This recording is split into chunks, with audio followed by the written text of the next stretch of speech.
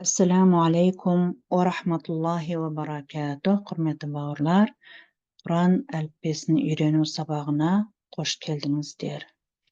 Бисмиллахир-рахманир-рахим. Дұғамызды оқиық. Раббана яссир ва ла туассир. Раббана таммим біл хайр. Бұл сабағымыз екінші сабақ. Өткен алғашқы сабағымызда біз екі қатардағы әріптерді, яғни дауыссыз әріптерді өткен болатынбыз. Бүгін үшінші қатардан бастап жалғастырамыз. Ал бисмиллах деп бастайық. Тағы да қос әріптер жазылуы бірдей, алайда нүктесіз және бір нүктелі болып өзгереді. Қалың айтылатын екі дыбыс то,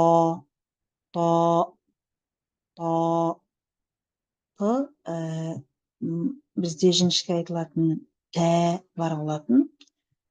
Дәл сол айтылдың үшін үстіңгі тіспен етінің қосылған жеріне қоямыз, бірақ қалың айтамыз. То. За сақау, алайда қалың. Тілдің мына зәліміз сақау болатын. Дәл сол сияқты тілдің ұшын үстіңгі тістен шығарамыз да, алайда қалың айтамыз. За, то.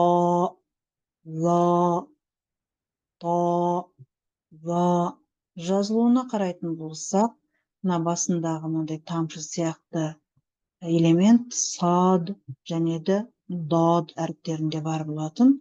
Оның айырмашылығы үстінде мынандай таяқшасы да бар. То. Келесі екі әріп те жазылуда бірдей, алайда нүктесімен ажыратылады. Қазақшада баламасы жоқ. Айн. Хә ең тереңмен айтылса, одан сәл берірек айн, айтатын жерден дейміз ғой. Сол айтатын жерді біраз тамақты сығып барып шығарамыз. Айн, ғайн,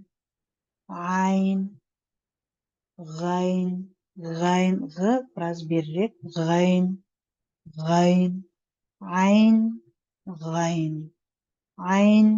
ғайн. Келесі әріптер жеке-жеке. Фә үстінде бір нүкте, мындай ілмегі де бар. Фә жолдың үстіне жазылады. Келесі әріп қаф. Қазақшадағы қаға ұқсайды, бірақ қатты емес. Қаф. Төмен жағы жолдың астына түсіп кетеді негізінде.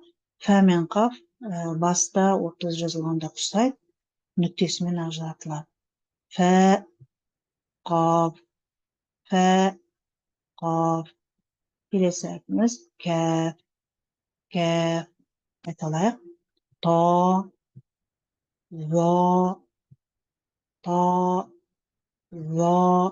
айн, ғайн, фә, қаф, кәф. Келесі әріптерімізде жеке-жеке. Ләм, мим, нунды айтқанда да тісті үстіңгі тіспен етінің қосылған жеріне тілді қойып, нун, мим дегенде тіліміз астыңғысы кетіп тұрады негізінде. Мим, нун, уәу, хә. Үш түрлі хәміз бар. Біріншісі хә, ха, біраз қырылумен, ха, одан кейін хә, біраз тербетіліп айтылады. Хә. Бұл әріпті дұрыс айту үшін, мысалы, охо, эхе дегендегі хәға біраз жақын. Аллаху, бисмиллахи дегендегі хәміз осы хә. Хәмза, хәмзаның басындағы емес, Хамза негізінде мына келесі сабақтарда өтеміз. Әліптің үстіне, яйдың үстіне нүктесіз, уаудың үстіне жазыла береді. Үстіне дауысты әріптерді білдіретін, дауысты дыбыстарды білдіретін харакаттар қойылған кезде бір айтылуда білінбейді. Алайда үстіне сукун келгенде білінеді әдетте. Мысалы, мен дегенде деп қалған сондай деген сияқты айтылуда, оқуларда кездеседі, оған тоқталатын боламыз. Соңғы әрпіміз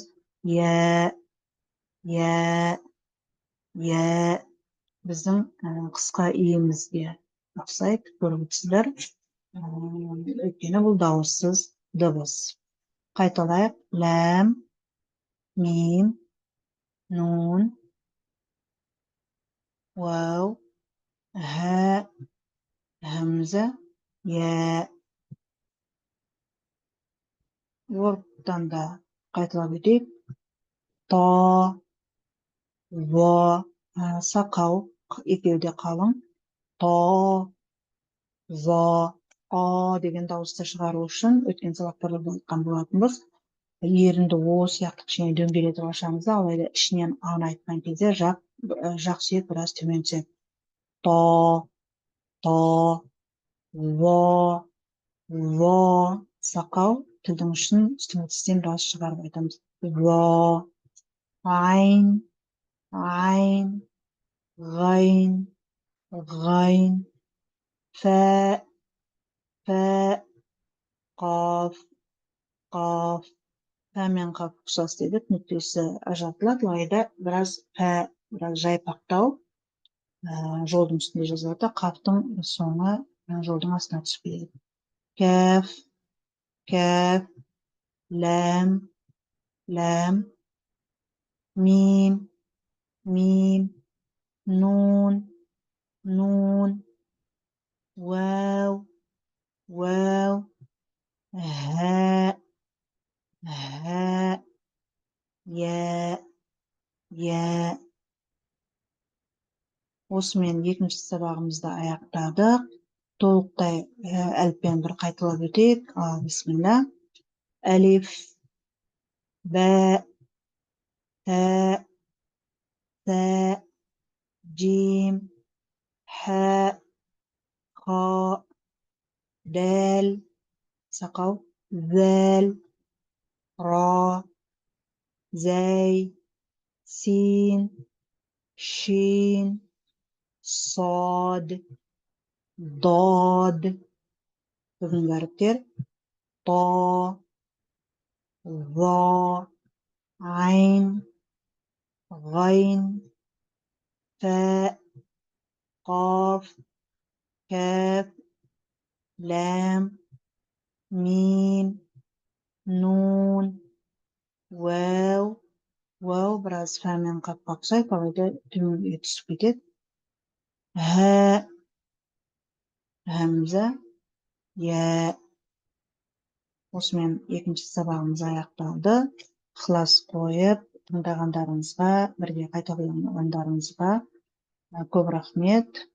Алла сауаптан жазсын, қайырлы, берекелі ілімге себепші қылсын.